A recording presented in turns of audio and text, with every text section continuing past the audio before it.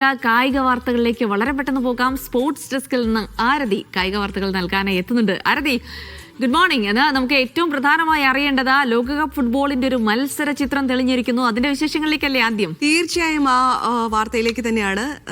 ലോകമെമ്പാടുമുള്ള ഫുട്ബോൾ പ്രേമികൾ കടുത്ത ആകാംക്ഷയോടെ കാത്തിരിക്കുകയായിരുന്നു. ഇന്നലെ നമ്മൾ ആ വാർത്ത നറുക്കെടുപ്പ് നടക്കാൻ പോകുന്നു എന്നുള്ള വാർത്തകളൊക്കെ കൊടുത്തിരിക്കുന്നതാണ്. ആ വാർത്തയിൽ നിന്ന് തന്നെ തുടങ്ങാം. വളരെ വിശദമായി നോക്കാം. ഈ പറഞ്ഞ പോലെ തന്നെ ലോകമെമ്പാടുമുള്ള ഫുട്ബോൾ പ്രേമികർ കടുത്ത ആകാംക്ഷയോടെ നോക്കിക്കണ്ട ഒരു നറുക്കെടുപ്പായിരുന്നു ഇന്നലെ നടന്നത്. അടുത്ത വർഷം US-ലും മെക്സിക്കോയുമായി കാനഡയിലുമായി നടക്കുന്ന ഫുട്ബോൾ ലോകകപ്പിന്റെ മത്സര ചിത്രം അവസാനം തെളിഞ്ഞിരിക്കുകയാണ്. നിലവിലെ ജേതാക്കളായ അർജന്റീന ഗ്രൂപ്പ് ജെയിലും 5 തവണ ലോക ജേതാക്കളായ ബ്രസീൽ ഗ്രൂപ്പ് സിയിലും മത്സരിക്കും. പ്രത്യക്ഷത്തിൽ മരണ ഗ്രൂപ്പ് എന്ന് പറയാവുന്ന ഗ്രൂപ്പുകളൊന്നും കാണാനില്ല. ഇതാദ്യമായി ലോകകപ്പിൽ 48 ടീമുകൾ അണിനിരക്കുമെന്നുള്ള പ്രത്യേകത കൂടിയുണ്ട്. 48 ടീമുകൾ മാറ്റുരയ്ക്കുന്ന ടൂർണമെന്റിൽ 12 ഗ്രൂപ്പുകളിലായി ആവേശകരമായ പോരാട്ടങ്ങൾക്കാണ് അരങ്ങൊരുങ്ങുന്നത്. ആതിഥേയരായ മെക്സിക്കോ ഗ്രൂപ്പ് എയിൽ ദക്ഷിണ കൊറിയ, ദക്ഷിണാഫ്രിക്ക എന്നിവർക്കൊപ്പം കളിക്കും. യുണൈറ്റഡ് സ്റ്റേറ്റ് ഗ്രൂപ്പിൽ ഡിയിൽ ഓസ്ട്രേലിയ, പരാഗ്വേ എന്നിവരെ നേരിടും. നിലവിലെ ചാമ്പ്യന്മാരായ ലയണൽ മെസ്സിയുടെ അർജന്റീന ഗ്രൂപ്പ് ജെയിലാണ്. യൂറോപ്യൻ ടീമായ ഓസ്ട്രിയ, ആഫ്രിക്കൻ ടീമായ അൾജീരിയ, ഏഷ്യൻ ടീമായ ജോർദാൻ എന്നിവർക്കൊപ്പമാണ് അർജന്റീന കളിക്കുക. അർജന്റീനയ്ക്ക് വെല്ലുവിളി ഉയർത്താൻ ഗ്രൂപ്പ് ഘട്ടത്തിൽ ഈ ടീമുകൾക്ക് ആകുമോ എന്ന് നമുക്ക് കണ്ടറിയേണ്ടതുണ്ട്. അൾജീരിയക്കെതിരെയാകും അർജന്റീനയുടെ ആദ്യ മത്സരം. ജൂൺ 16-നാണ് ഈ മത്സരം ഉണ്ടാവുക. കഴിഞ്ഞ ലോകകപ്പിൽ ഗ്രൂപ്പ് ഘട്ടത്തിൽ ആദ്യ മത്സരത്തിൽ സൗദി അറേബ്യയോട് തോറ്റത് മറക്കാതെയാകും അർജന്റീന ഇത്തവണ ലോകകപ്പിന് കിരീടം നിലനിർത്താൻ എത്തുക എന്ന് ഉറപ്പാണ്. ഗ്രൂപ്പ് ഐയിൽ ഫ്രാൻസും നോർവേയും തമ്മിലുള്ള പോരാട്ടം ആദ്യഘട്ടം തന്നെ തീപാറിക്കും. കൈലിൻ എംബാപ്പയും എർലിംഗ് ഹാലണ്ടും നേർക്കുനേർ വരുന്നതോടെ മത്സരം ശ്രദ്ധേയമാകും. ഇംഗ്ലണ്ട് ഗ്രൂപ്പ് എല്ലിൽ ക്രൊയേഷ്യയെ നേരിടുമ്പോൾ ബ്രസീൽ ഗ്രൂപ്പ് സിയിൽ മൊറോക്കോ, സ്കോട്ട്ലൻഡ് എന്നിവരെ നേരിടും. 48 ടീമുകൾ അണിനിരക്കുന്ന ലോകകപ്പിന് 42 ടീമുകൾ ഇതിനോടകം യോഗ്യത നേടിക്കഴിഞ്ഞു. ബാക്കി 6 ടീമുകൾ പ്ലേ ഓഫിലൂടെയും യോഗ്യത നേടും. ഈ 2026 ലോകകപ്പ് ഉദ്ഘാടന മത്സരം 2010 പോലെ തന്നെ ആവർത്തനമാകും. സഹ ആതിഥേയരായ മെക്സിക്കോ ദക്ഷിണാഫ്രിക്കയാണ് നേരിടുക. ഗ്രൂപ്പ് എയിലെ മത്സരത്തിൽ ജൂൺ 11-നാണ് ഇരു ടീമുകളും മെക്സിക്കോ സിറ്റിയിൽ ഏറ്റുമുട്ടുക. ഗ്രൂപ്പ് എയിൽ ദക്ഷിണ കൊറിയയും നിലവിൽ ഇവർക്കൊപ്പമുണ്ട്. 2010 ആഫ്രിക്കയിൽ നടന്ന ലോകകപ്പ് ഉദ്ഘാടന മത്സരത്തിൽ മെക്സിക്കോ സൗത്ത് ആഫ്രിക്കയെ നേരിട്ടപ്പോൾ അന്നത്തെ ആ മത്സരവും അതിലെ ദക്ഷിണാഫ്രിക്കൻ വിജയഗോളും അതുപോലെ ആഘോഷങ്ങളും കമന്ററികളും ഒക്കെ ഫുട്ബോൾ ആരാധകരെ സംബന്ധിച്ച് വലിയ ഓർമ്മകളാണ്. അത്തരമൊരു മത്സരം ആവർത്തിക്കുമോ എന്ന് കാത്തിരുന്ന് കാണേണ്ടതുണ്ട്.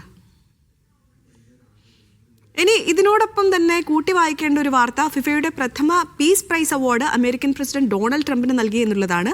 ലോകത്ത് നിരവധി യുദ്ധങ്ങൾ അവസാനിപ്പിച്ച് സമാധാനം കൊണ്ടുവന്നതിൽ പ്രധാന പങ്ക് വഹിച്ചതിനാണ് ട്രംപിന് അവാർഡ് നൽകുന്നത് എന്നാണ് ഫിഫ പറഞ്ഞത്. കോങ്കോ യുദ്ധം, ഗസ വെടിനിർത്തൽ, അബ്രഹാം അക്കോർഡ് യാഥാർത്ഥ്യമാക്കിയത് എന്നിവയ്ക്കൊപ്പം ഇന്ത്യ പാക് യുദ്ധം അവസാനിപ്പിച്ചതും ട്രംപിന് നേട്ടമായാണ് ഫിഫ അവതരിപ്പിച്ചത്.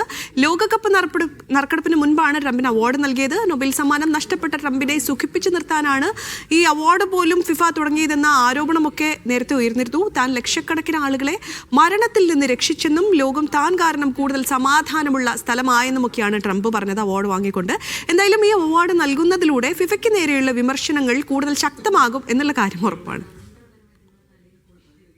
ദക്ഷിണാഫ്രിക്കയ്ക്കെതിരെ ഏകദിന പരമ്പര ലക്ഷ്യമിട്ട് ഇന്ത്യ ഇന്നിറങ്ങുകയാണ്. ഉച്ചയ്ക്ക് 1:30 വിശാഖപട്ടണത്താണ് മത്സരം. ദക്ഷിണാഫ്രിക്കയ്ക്കെതിരായ 3-ാം ഏകദിനത്തിലുള്ള 3-ാം ദിനത്തിനിറങ്ങുമ്പോൾ ഇന്ത്യൻ ടീമിൽ എന്തൊക്കെ മാറ്റങ്ങൾ ഉണ്ടാകുമെന്നറിയാനുള്ള ആകാംക്ഷയിലാണ് ആരാധകർ. 2 കാര്യങ്ങളിലാണ് ഇന്ത്യക്ക് ആശങ്കയുള്ളത്. ഒന്ന് ടോസ് ആണ്, രണ്ടാമത്തേത് മഞ്ഞുവീഴ്ച. ഇന്നും ടോസ് നിർണായകമാണ്. മഞ്ഞുവീഴ്ച രണ്ടാമത് പന്തെറിയുന്ന ടീമിനെ ബാധിക്കാൻ സാധ്യതയുണ്ട് എന്നതിനാൽ ടോസ് വളരെ നിർണായകമാകും. റായ്പൂരിൽ നടന്ന 2-ാം മത്സരത്തിൽ 358 റൺ അടിച്ചിട്ടും ഇന്ത്യക്ക് ജയിക്കാനായിരുന്നില്ല. മറുവശത്ത് ഇന്ത്യൻ മണ്ണിൽ അപൂർവ നേട്ടം ലക്ഷ്യമിടുകയാണ് ദക്ഷിണാഫ്രിക്ക. ആദ്യ മത്സരത്തിൽ ഇന്ത്യയും 2-ാം മത്സരത്തിൽ ദക്ഷിണാഫ്രിക്കയും ജയിച്ചിരുന്നാൽ 3-ാം മത്സരം ജയിക്കുന്നവർക്ക് പരമ്പര സ്വന്തമാക്കാനാകും. അതുകൊണ്ട് തന്നെ ഈ ടെസ്റ്റ് വളരെ നിർണായകമാണ്.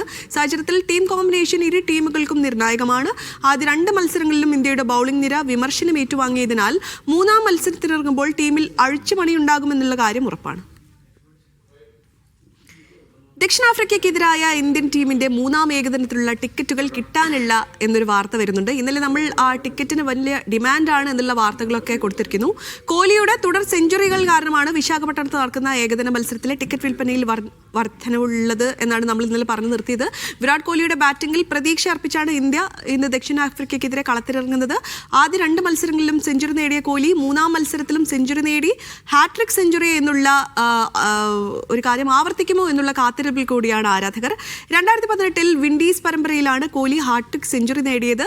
വിൻഡീസിനെതിരെ ഗുവാഹട്ടിയിൽ നടന്ന മത്സരത്തിൽ 140 റൺസാണ് കോഹ്ലി നേടിയത്. പിന്നാലെ വിശാഖപട്ടണത്ത് വെച്ച് 157-ഉം പൂണെയിൽ 107 റൺസുമാണ് കോഹ്ലി നേടിയത്. ഇനി ആഷസ് ടെസ്റ്റിലേക്കാണ്. ആഷസ് ടെസ്റ്റിൽ ആക്രമിച്ചു കളിച്ച ഓസ്ട്രേലിയയ്ക്ക് 44 റൺസിന്റെ ലീഡാണ് ഉണ്ടായിരിക്കുന്നത്. 2-ാം ആഷസ് ടെസ്റ്റിന്റെ 2-ാം ദിനം കളി അവസാനിക്കുമ്പോൾ 73 ഓവറിൽ 6 വിക്കറ്റ് നഷ്ടത്തിൽ 378 റൺസ് എടുത്ത ഓസ്ട്രേലിയ ഇംഗ്ലണ്ടിനെതിരെ 44 റൺസിന്റെ ലീഡ് നേടി മത്സരം നിയന്ത്രണത്തിലാക്കിയിരിക്കുകയാണ്. നേരത്തെ ടോസ് നേടി ബാറ്റിംഗ് തെരഞ്ഞെടുത്ത ഇംഗ്ലണ്ട് 334 റൺസിന് പുറത്തായിരുന്നു. ജോ റൂട്ടിന്റെ പുറത്താകാതെയുള്ള 135 റൺസിന്റെയും ജോഫ്ര ആർച്ചറുടെ ബാറ്റിംഗ് മികവിന്റെയും ബലത്തിലാണ് ഇംഗ്ലണ്ട് ഈ നേട്ടം നേടിയത്. ഓസ്ട്രേലിയൻ പേസ് ബൗളർ ജോർജ് ഹേസൽവുഡിന്റെ ആഷസ് 2025-26 തിരിച്ചുവരവ് അനിശ്ചിതത്തിലാണ്. പരിക്ക് കാരണം ആദ്യ 2 ടെസ്റ്റുകളിൽ നിന്നും ഹോസൽ വിട്ടുനിന്നിരുന്നു. കണങ്കാലിൽ വേദന കാരണം കളിക്കാനാകുമോ എന്ന കാര്യം അറിയില്ല. സിഡ്നിയിൽ ബൗളിംഗ് പരിശീലനമൊക്കെ പുനരാരംഭിച്ചെങ്കിലും ടീമിനോടൊപ്പം ചേരാനുള്ള പദ്ധതി താരം ഉപേക്ഷിക്കുകയായിരുന്നു. ഇനി ചിലിയിലെ സാന്റിഗോയിൽ നടന്ന FIH ജൂനിയർ വനിതാ ലോകകപ്പ് 2025-ലെ പൂൾ സിയിലെ അവസാന മത്സരത്തിൽ അയർലൻഡിനെതിരെ ഇന്ത്യൻ ജൂനിയർ വനിതാ ഹോക്കി ടീം 4-0 മികച്ച വിജയം നേടിയിരിക്കുകയാണ്. പൂർണിമ യാദവ് ഇരട്ട ഗോളുകളോടെ തിളങ്ങിയപ്പോൾ കനിക സിവാജ്, സാക്ഷി റാണ എന്നിവർ ഓരോ ഗോൾ വീതം നേടി. മത്സരം തുടങ്ങി 12 സെക്കൻഡുകൾക്കുള്ളിൽ തന്നെ പെനാൽറ്റി കോർണറിലൂടെ ഇന്ത്യ ശക്തമായ ആക്രമണമാണ് കാഴ്ചവെച്ചത്. അയർലൻഡ് ഗോൾ കീപ്പർ നിർണായകമായ പല സേവുകളും നടത്തിയെങ്കിലും ഇന്ത്യയുടെ ആധിപത്യം പ്രകടമായിരുന്നു കളിയിൽ മുഴുവനായും. നേരത്തെ ജർമ്മനിയോട് തോറ്റ ക്ഷീണത്തിലായിരുന്നു ഇന്ത്യൻ ടീമുള്ളത്. അതിനുശേഷമുള്ള ഈ മികച്ച പ്രകടനം ടീമിന്റെ മനോവീര്യവും അതുപോലെ തിരിച്ചു വരാനുള്ള ആഗ്രഹവും കാണിക്കുന്നതായി ക്യാപ്റ്റൻ ജ്യോതി സിംഗ് അഭിപ്രായപ്പെട്ടിട്ടുണ്ട്. ഇനി നമ്മളെല്ലാം ആഘോഷിച്ച റിപ്പോർട്ട് ചെയ്ത ഒരു വാർത്തയായിരുന്നു ഇന്ത്യൻ വനിതാ ക്രിക്കറ്റ് താരം സ്മൃതി മന്ദാനയുടെ വിവാഹം. അതേ തുടർന്നുണ്ടായ വിവാഹം മാറ്റിവെച്ചതും എല്ലാം നമ്മൾ വാർത്തയാക്കിയിരുന്നു. ഇനിയിപ്പോൾ സ്മൃതി മന്ദാനയും സംഗീത സംവിധായകൻ പലാഷ് മുഷലും തമ്മിലുള്ള വിവാഹം നീട്ടിവെച്ചതിന് പിന്നാലെ അതിനുശേഷമുള്ള സ്മൃതി മന്ദാനയുടെ ആദ്യ സോഷ്യൽ മീഡിയ പോസ്റ്റ് വന്നിരിക്കുകയാണ്. ഈ പോസ്റ്റ് ആരാധകർക്കിടയിലൊക്കെ വലിയ ചർച്ചയാകുന്നുണ്ട്. പുതിയ ഫോട്ടോയിൽ താരത്തിന്റെ കയ്യിൽ വിവാഹ നിശ്ചയമോതിരം കാണാനില്ലെന്നതാണ് സമൂഹ മാധ്യമങ്ങളിൽ ചർച്ചയാകുന്നത്. കറുപ്പും വെളുപ്പും വസ്ത്രം ധരിച്ചുകൊണ്ടൊക്കെ ചിരിച്ചുകൊണ്ടിരിക്കുന്നതാണ് മന്ദാന പങ്കുവച്ച പോസ്റ്റ്. താൻ ക്രിക്കറ്റ് ലോകകപ്പ് ടീമിനൊപ്പം ചേർന്നതിന് സന്തോഷമാണ് താരം പങ്കുവച്ചിരിക്കുന്നത്. എന്നാൽ വിവാഹം നീട്ടിവെച്ചതുമായി ബന്ധപ്പെട്ട് ഔദ്യോഗിക പ്രതികരണമൊന്നും സ്മൃതിയുടെ ഭാഗത്തു നിന്നും ഉണ്ടായിട്ടില്ല. ഇനി സൂപ്പർ ലീഗ് കേരളയിലേക്കാണ്. ചരിത്രം കുറിച്ചിരിക്കുകയാണ് കണ്ണൂർ വാരിയേഴ്സ് FC മുഖ്യ പരിശീലകനായ മാനുവൽ സാഞ്ചസ്. സൂപ്പർ ലീഗിൽ തുടർച്ചയായി 2 തവണ സെമി ഫൈനലിലേക്ക് യോഗ്യത നേടുന്ന ആദ്യ പരിശീലകനായി മാറിയിരിക്കുകയാണ് സാഞ്ചസ്. സൂപ്പർ ലീഗിന്റെ ആദ്യ സീസണിൽ കണ്ണൂർ വാരിയേഴ്സിനെ പരിശീലിപ്പിച്ച മാനുവൽ സെമി ഫൈനലിലേക്ക് യോഗ്യത നേടിയെങ്കിലും സെമിയിൽ ഫോഴ്സ കൊച്ചിയോട് പരാജയപ്പെടുകയായിരുന്നു. ടീം 3-ാം സ്ഥാനം സ്വന്തമാക്കി. 2-ാം സീസണിലും ടീമിനെ സെമി ഫൈനലിലേക്ക് എത്തിക്കാൻ മാനുവലിന് സാധിച്ചു. സൂപ്പർ ലീഗിന്റെ 2-ാം സീസണിൽ നിലനിർത്തിയ ഏക വിദേശ പരിശീലകൻ കൂടിയാണ് മാനുവൽ സാഞ്ചസ്. ഡിസംബർ 10 നടക്കുന്ന 2-ാം സെമിയിൽ കാലിക്കറ്റ് FC ആണ് കണ്ണൂരിന്റെ എതിരാളികൾ.